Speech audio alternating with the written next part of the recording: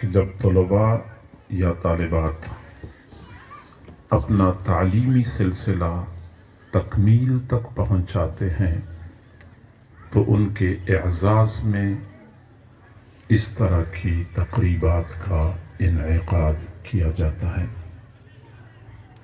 اور حقیقت یہ ہے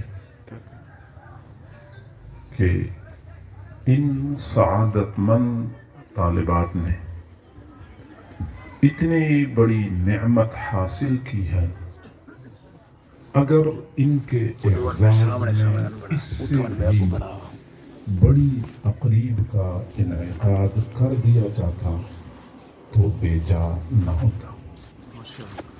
علم اللہ تعالیٰ کی صفت ہے، اور جیسے اللہ کی ذات بلند ہے ایسے ہی اللہ کی صفات بھی بلند ہے، اور جو بندہ اللہ تعالیٰ کی کسی صفت سے اپنے آپ کو آراستہ و پیراستہ کرتا ہے تو وہ صفت خداوندی اس بندے کو بلندی پہ پہنچا دیتی ہے۔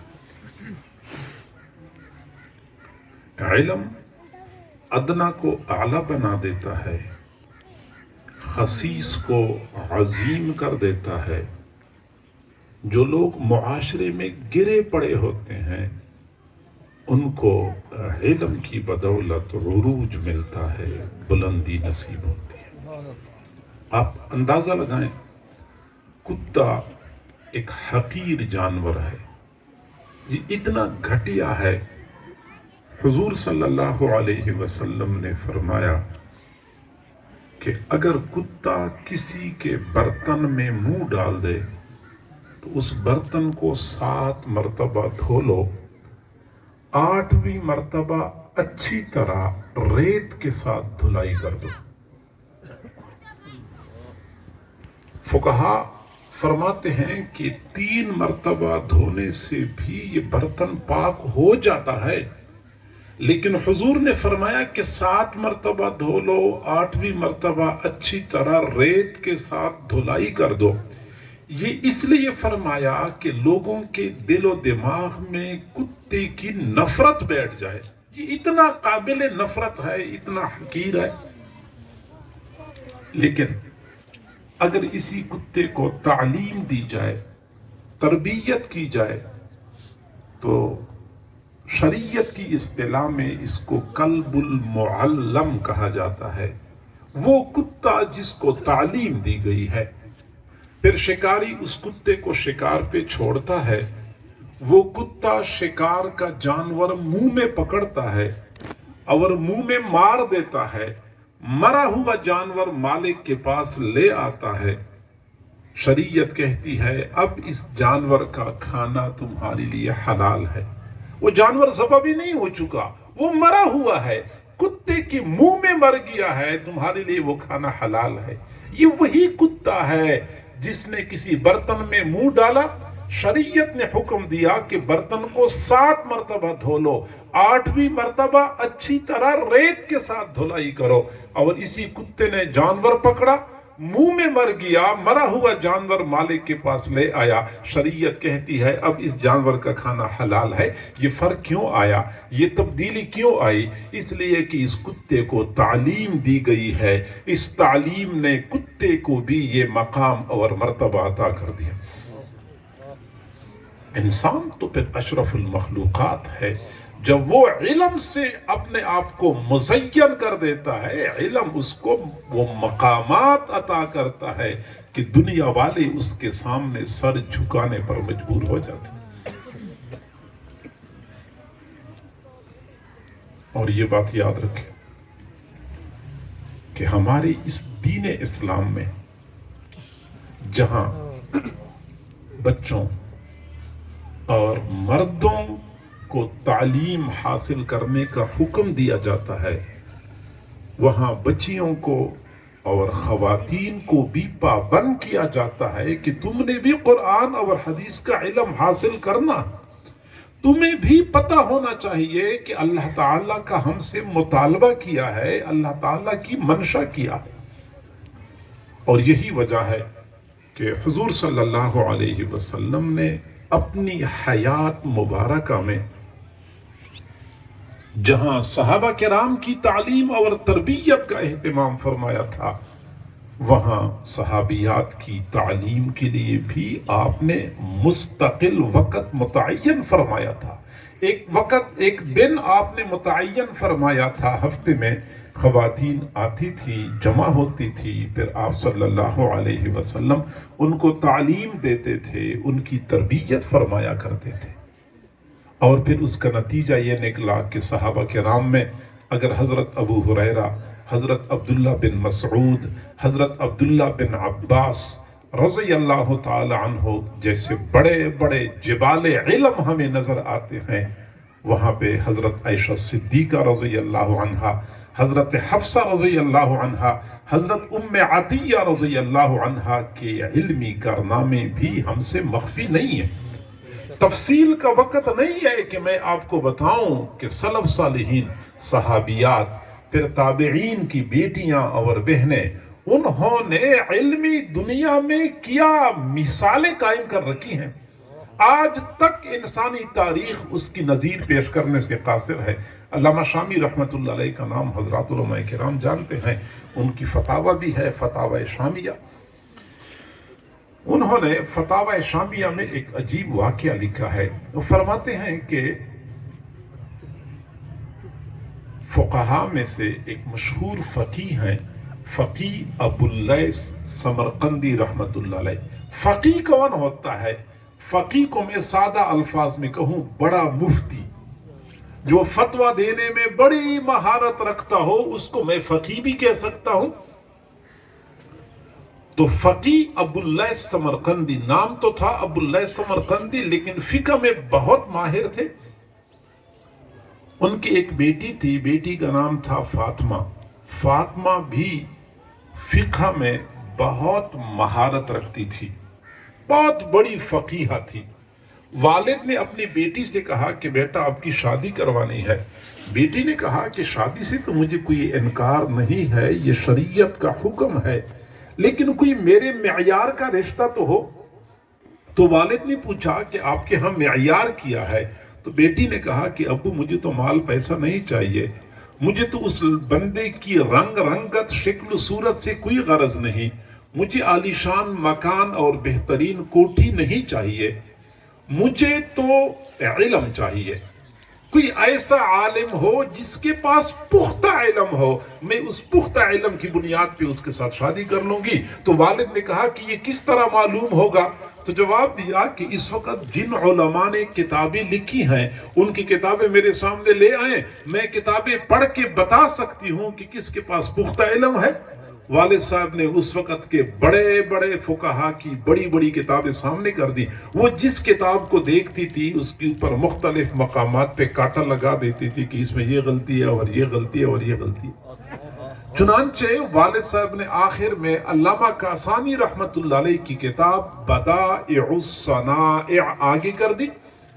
جب اس لڑکی نے بدائع الصنائع کا مطالعہ کیا تو مطمئن ہو گئی کہ واقعی اس بندے کا علم پختہ ہے، اور اسی کتاب کی بنیاد پہ، علم کی بنیاد پہ فاطمہ کا نکاح علامہ کاسانی رحمت اللہ علیہ کے ساتھ ہوا۔ اب سمجھ لیں، فاطمہ وہ سعادت مند بچی تھی جو خود بڑی فقیہہ، فقہ میں بڑی مہارت حاصل تھی۔ والد فقیہ ابو اللیث سمرقندی تھے، بڑے فقیہ تھے۔ خاوند علامہ کاسانی رحمت اللہ علیہ بہت بڑے فقیہ تھے۔ مزے کی بات یہ ہے کہ جب شادی ہو گئی، شادی کے بعد جب فتویٰ جاری ہوتا تھا، فتویٰ پر فاطمہ کے والد کے دستخط ہوتے تھے، فاطمہ کے خاوند کے دستخط ہوتے تھے۔ جب تک فاطمہ کے دستخط نہیں ہوتے تھے، لوگ فتویٰ قبول نہیں کرتے تھے۔ علامہ شامی رحمت اللہ علیہ فرماتے ہیں وَكَانَتِ الْفَتْوَى تَخْرُجُ مِن بَيْتِهَا فتویٰ فاطمہ کے گھر سے جاری ہوتا تھا، وعلیہ خطھا وخط ابیہا وخط زوجہا، فتوے پر فاطمہ کے دستخط ہوتے تھے، فاطمہ کے والد کے دستخط ہوتے تھے، فاطمہ کے خاوند کے دستخط ہوتے تھے۔ فتویٰ کہاں سے جاری ہوتا تھا؟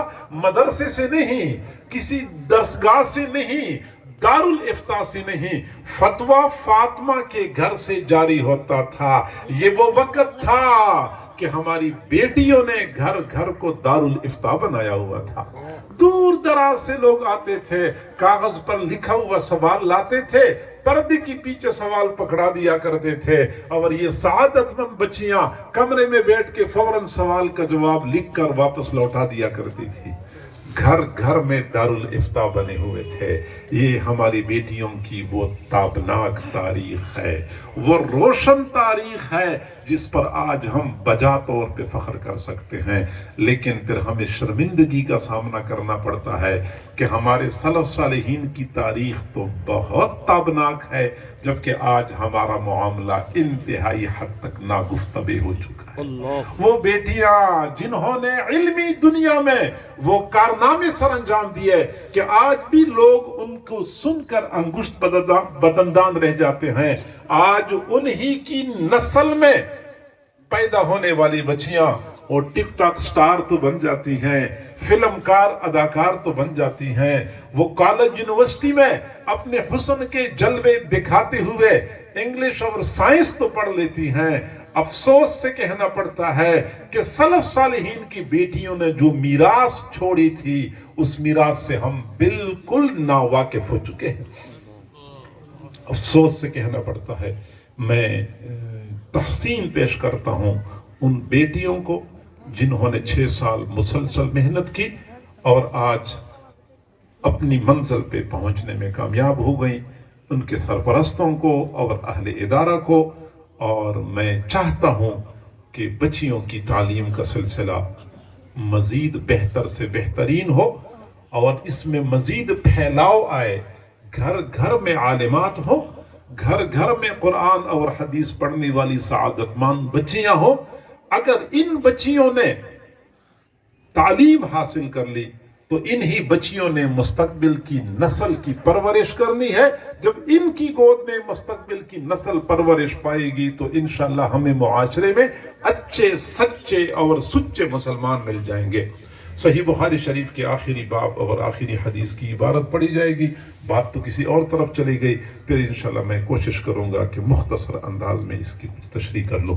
الحمدللہ وکفا وسلام علی عبادہ الذین اصطفیٰ، اما بعد فإن أصدق الحديث كتاب الله وخير الهدي هدي محمد صلى الله عليه وسلم وشر الأمور محدثاتها وكل محدثة بدعة وكل بدعة ضلالة وكل ضلالة في النار.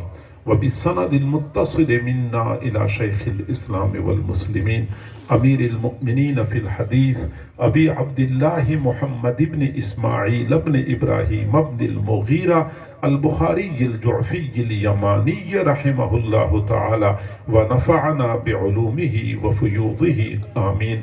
قال باب قول الله ونضع الموازين القسط ليوم القيامة وأن أعمال بني آدم وقولهم يوزن.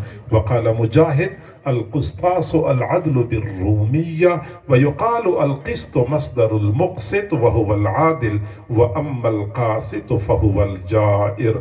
وبه قال حدثنا أحمد بن أشكاب قال حدثنا محمد بن فضيل عن عمارة بن القعقاع عن أبي زرعة عن أبي هريرة رضي الله تعالى عنه وعنهم قال قال النبي صلى الله عليه وسلم كلمتان حبيبتان إلى الرحمن خفيفتان على اللسان ثقيلتان في الميزان سبحان الله وبحمده سبحان الله العظيم. درود شریف پڑھ لیں. اللہم صل علی سیدنا محمد وعلی آل سیدنا محمد وبارک وسلم. صحیح بخاری شریف کے آخری باب اور آخری حدیث کی عبارت آپ لوگوں نے سماعت فرمائی ہے۔ اس باب میں امام بخاری رحمۃ اللہ علیہ ایک آسان مسئلہ سمجھانا چاہتے ہیں کہ قیامت کے دن میزان کا ترازو قائم کیا جائے گا اور اس میں بندوں کے اعمال تولے جائیں گے۔ اب اس بات کو سمجھانے کے لیے ایک تو امام بخاری رحمۃ اللہ علیہ نے قرآن مجید کی آیت پیش فرمائی ہے، وَنَضَعُ الْمَوَازِينَ الْقِسْطَ لِيَوْمِ الْقِيَامَةِ۔ اللہ تعالیٰ فرماتے ہیں کہ ہم قیامت کے دن انصاف کے ترازو قائم کریں گے۔ ہم قیامت کے دن انصاف کے ترازو قائم کریں گے۔ یہ وہ ترازو ہوں گے جن میں اعمال تولے جائیں گے، اور انہی ترازو کی بدولت لوگوں کو انصاف مہیا کیا جائے گا۔ یہ تو قرآن مجید میں صراحت کے ساتھ واضح طور پہ اللہ رب العزت نے ارشاد فرمایا، اور آگے فرمایا وَأَنَّ أَعْمَالَ بَنِي آدَمْ وَقَوْلَهُمْ يُوزَنْ۔ بنی آدم کے اعمال اور ان کے اقوال تولے جائیں گے۔ میزان کے ترازو میں لوگوں کے اعمال تولے جائیں گے، نماز، روزہ، زکوٰۃ، تلاوت، حج، ذکر، اذکار، یہ اعمال تولے جائیں گے۔ اسی طرح بندہ چوری کر لیتا ہے، کسی کو خدا نخواستہ قتل کرتا ہے، زنا کرتا ہے، شراب پیتا ہے، یہ برے اعمال، یہ بھی میزان کے ترازو میں تولے جائیں گے۔ آگے فرمایا وَقَوْلَهُمْ، بنی آدم کے اقوال بھی تولے جائیں گے۔ زبان سے نکلنے والا ایک ایک لفظ اعمال نامے میں محفوظ ہوتا ہے، اور میزان کے ترازو میں ایک ایک لفظ تولا جائے گا۔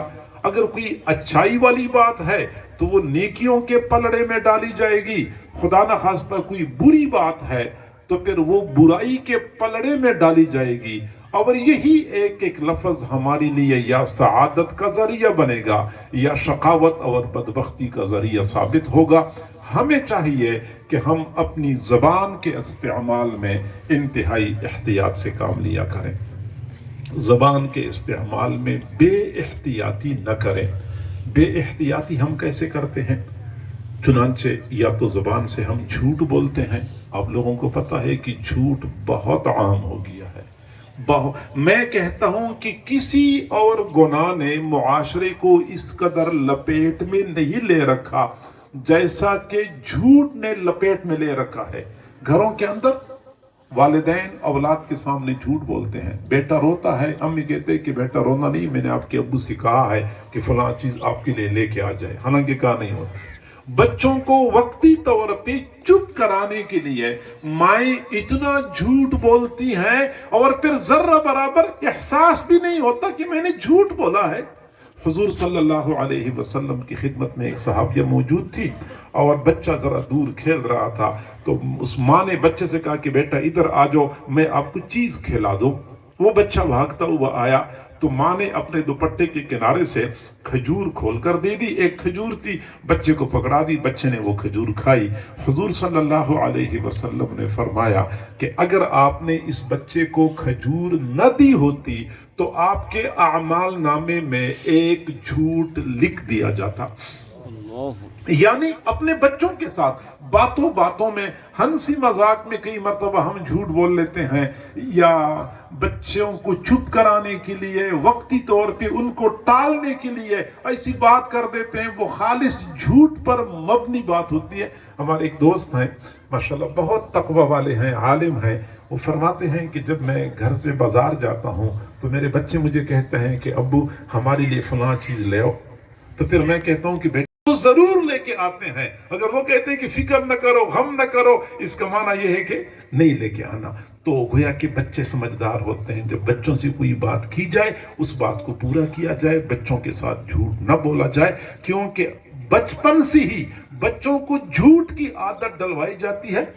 ماں اپنے بچوں کے سامنے، بچے سن رہے ہوتے ہیں، ماں اپنے خاوند کے سامنے جھوٹ بول رہی ہوتی ہے، اور بچے دیکھ رہے ہوتے ہیں کہ دیکھیں ہماری امی ہمارے ابو کے سامنے جھوٹ بولتی ہے۔ تو اس کا منفی اثر کیا ہوتا ہے؟ منفی اثر یہ ہوتا ہے کہ بچوں کے دل و دماغ سے جھوٹ کی قباحت ختم ہو جاتی ہے۔ پھر وہی بچے کل امی کے سامنے جھوٹ بول رہے ہوتے ہیں، ابو کے سامنے جھوٹ بول رہے ہوتے ہیں۔ یہ گھروں کے اندر جھوٹ کا ماحول بنا ہوا ہے. خامند باہر سے آتا ہے, کئی ساری جھوٹ بنا کے لے کے آتا ہے, بیوی کو سناتا ہے. بیوی اڑوس پڑوس میں چلی جاتی ہے, میکے میں چلی جاتی ہے, دیر کر کے آتی ہے, اس نے کافی سارے جھوٹ بنائے ہوتے ہیں, وہ جھوٹ بول لیتی ہے. بہو ساس کے سامنے جھوٹ بولتی ہے, ساس بہو کے سامنے جھوٹ بولتی ہے. ایسا سلسلہ چلا ہوا ہے کہ جھوٹ نے پورے معاشرے کے اندر فساد برپا کر رکھا. گھروں میں جھوٹ, بازاروں میں, منڈیوں میں جھوٹ بولا جاتا ہے. آپ مویشی منڈی جائیں, آپ غلہ منڈی جائیں, آپ سبزی منڈی جائیں, آپ فروٹ منڈی جائیں, جہاں کہیں جاؤ گے جھوٹ سے ہی واسطہ پڑے گا. بازاروں میں جھوٹ, منڈیوں میں جھوٹ, سرکاری دفاتر میں جھوٹ, اور عدالتوں میں جھوٹ. قرآن پہ ہاتھ رکھ کے عدالتوں میں جو جھوٹ بولا جاتا ہے, الامان والحفیظ. کسی بندے نے بہت اچھا تجزیہ کیا ہے کہ سب سے زیادہ سچ شراب خانے میں بولا جاتا ہے, کیونکہ لوگ شراب پی لیتے ہیں, پھر ان کو جھوٹ آتا نہیں ہے, تو جو کچھ سچ ہوتا ہے سچ بول رہے ہوتے ہیں. اور سب سے زیادہ جھوٹ عدالتوں میں قرآن پہ ہاتھ رکھ کے بولا جاتا ہے. قرآن پہ ہاتھ رکھ کے جھوٹ بول. بھائی لائٹ تو بند کر دو خدا کے.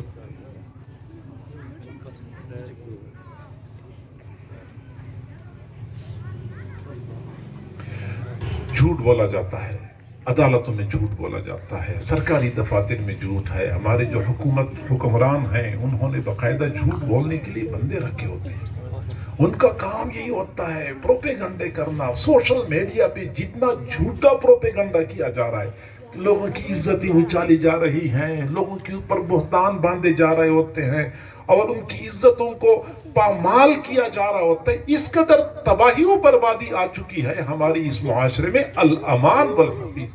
اچھے بھلے دیندار لوگ, سمجھدار لوگ سوشل میڈیا پہ جو کچھ سامنے آگے شیئر کرنا شروع کر دیا, پرواہ ہی نہیں کرتے کہ جھوٹ ہے یا سچ. تو اجتناب کریں اس چیز سے. جھوٹ ہم بولتے ہیں, یہ بڑی خرابی ہے. اسی طریقے سے ہم غیبت کرتے ہیں, جو لوگ موجود نہیں ہوتے تو اس کی برائیاں بیان کر رہے ہوتے ہیں. دوسرے لوگ سامنے ہوتے ہیں تو اس کو تانے دے رہے ہوتے ہیں. ساس اور بہو کے جھگڑے اور ایک دوسرے کو جو تانے دے رہی ہوتی ہیں. الامان والحفیظ. تو یہ زبان کے فسادات ہیں. زبان کے فسادات. موبائل پہ زیادہ جھوٹ بولا جاتا ہے. میں ایک مرتبہ, پرانی بات ہے, ایسے 15 سال 20 سال پہلے کی بات ہے, بس میں سفر کر رہا تھا. میں ڈیرہ اسماعیل خان جا رہا تھا جنگ سے. تو میرے سے اگلی سیٹ پہ بندہ بیٹھا ہوا تھا, کسی سے فون پہ بات کر رہا تھا, کہتا کہ میں لاہور جا رہا ہوں. میں نے کہا ترقی کا زمانہ ہے, گاڑی کی پچھلی سیٹ ڈیرہ اسماعیل خان جا رہی ہے اور اگلی سیٹ لاہور جا رہی ہے. یعنی اس قدر جھوٹ بولا جاتا ہے. ہمیں کئی پروگرام پہ ہم جا رہے ہوتے ہیں نا, تو ہم سے لوگ پوچھتے ہیں کہ کہاں پہنچ گئے, تو اس وقت بندے کا بڑا امتحان ہوتا ہے. میں نے اچھے خاصی دیندار لوگوں کو اس موقع پر جھوٹ بولتے ہوئے سنا ہے اور دیکھا ہے. کہاں پہنچ گئے, کہتے بس ہم فلاں جگہ پہنچ گئے, حالانکہ نہیں پہنچ چکے ہوتے. بس ہم 5 منٹ میں پہنچ رہے ہیں, حالانکہ نظر آ رہا ہوتا ہے کہ بندہ 5 منٹ میں نہیں پہنچ سکتا. میرا طریقہ یہ ہے کہ جس جگہ سے گزر جاتا ہوں تو بتاتا ہوں کہ فلاں جگہ سے میں گزر چکا ہوں, یا کہیں روڈ کے اوپر وہ جو میل والے وہ لگے ہوتے ہیں نشانات, میں کہتا ہوں کہ میں اس مقام سے گزر رہا ہوں جہاں پہ لکھا ہے کہ فلاں جگہ اتنے کلومیٹر ہے. اس طرح بتاتا ہوں بہت محتاط طریقے سے, تاکہ ہمیں کم از کم جھوٹ کے وبال سے تو ہم بچ جائیں. تو اجتناب کرنا چاہیے, جھوٹ نہ بولا کریں, زبان سے کسی کی غیبت نہ کیا کریں, کسی کو ایذا نہ پہنچایا کریں, کسی کو تانا نہ دیا کریں. حضور صلی اللہ علیہ وسلم نے خواتین کو فرمایا, یا معشر النساء تصدقنا, اے عورتوں کی جماعت تم صدقہ کثرت سے کیا کرو. فَإِنِّي أُرِيتُكُنَّ أَكْثَرَ أَهْلِ النَّارِ, کیونکہ میں نے جہنم میں مردوں سے زیادہ خواتین دیکھی. جہنم میں مردوں سے زیادہ خواتین دیکھی ہیں. فَقُلْنَا وَبِمَا يَا رَسُولَ اللَّهِ, خواتین نے کہا کہ اللہ کی نبی ایسا کیوں ہے, جہنم میں خواتین زیادہ کیوں جائیں گی؟ تو آپ صلی اللہ علیہ وسلم نے فرمایا, تُكْثِرْنَ اللَّعْنَ, تم لعن طعن بہت کرتی ہو. آپ ماشاءاللہ ہر طرف یہی معاملہ ہے. جب گھر میں ساس اور بہو کا جھگڑا ہوتا ہے, وہ جو ساس چن چن کے الفاظ استعمال کرتی ہیں, تو بہو اس سے دگنے اعلیٰ معیار کے الفاظ استعمال کر رہی ہوتے ہیں. ایک دوسرے کو تانے دینا یہ خواتین کا پسندیدہ مشغلہ ہے. اور بعد میں کہتے بھی ہیں کہ میں نے ایسی بات کہہ دی کہ وہ جلتی رہے گی. جی ہاں، آج تو آپ نے اس کا دل جلا دیا، لیکن آپ بھول گئی ہیں کہ اللہ رب العزت نے بھی جلانے کا انتظام کیا ہوا ہے، اور وہ جلانا جو ہوتا ہے وہ بہت سخت ہوگا. لہٰذا آج بچیں اس بات سے کہ آپ کی بات سے کسی کا دل جل جائے، کسی کا دل دکھی ہو جائے. اجتناب کیا کریں. تو حضور نے فرمایا، ایک تم لعن طعن بہت کرتی ہو، وَتَكْفُرْنَ الْعَشِيرَ، تم اپنے خاوندوں کی ناشکری کرتی ہو.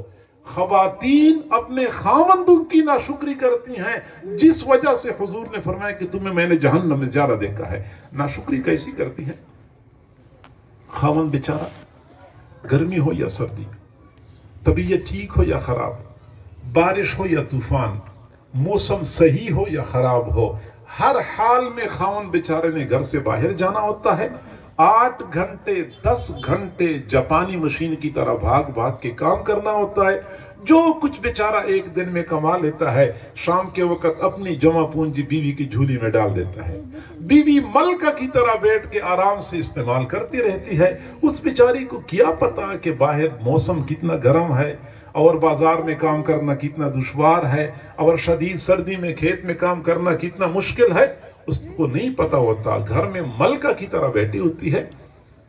آپ نے کئی مرتبہ دیکھا ہوگا، یہی حضرات ہوتے ہیں، یہ غریب طبقہ ہوتا ہے، دکانداروں کے ساتھ کام کرتے ہیں، مالکوں کے ساتھ ملازمت کرتے ہیں. ان بیچاروں کو ماں بہن کی ننگی گالیاں سننی پڑتی ہیں اور برداشت کرتے ہیں، مجبور ہوتے ہیں. کیا کریں؟ کون خوشی خوشی یہ باتیں سنتا ہے اور گوارا کرتا ہے؟ پیچھے بیوی بیٹھی ہوتی ہے، بچے ہوتے ہیں، تو بیوی اور بچوں کی خاطر گرمی سردی بھی برداشت کرتے ہیں، اپنی توہین اور تذلیل بھی برداشت کرتے ہیں، ننگی گالیاں سن رہے ہوتے ہیں اور برداشت کر رہے ہوتے ہیں. ان بیچاروں کی زندگی اس قدر مشقت میں گزرتی ہے، اور آخر میں بیوی نے یہی کہنا ہوتا ہے کہ آپ نے ہمارے لیے کیا ہے، تو کس کے لیے ابھی تک کرتا رہا؟ آپ کسی باپ سے پوچھیں گے، وہ کہے گا خود تو میں نے 2 روٹی کھانی ہوتی ہے، مجھے اپنا تو مسئلہ نہیں ہے، میں تو اپنی بیوی اور بچوں کے لیے یہ سب کچھ برداشت کر رہا ہوں. تو لہٰذا خواتین جب اپنے خاوندوں کی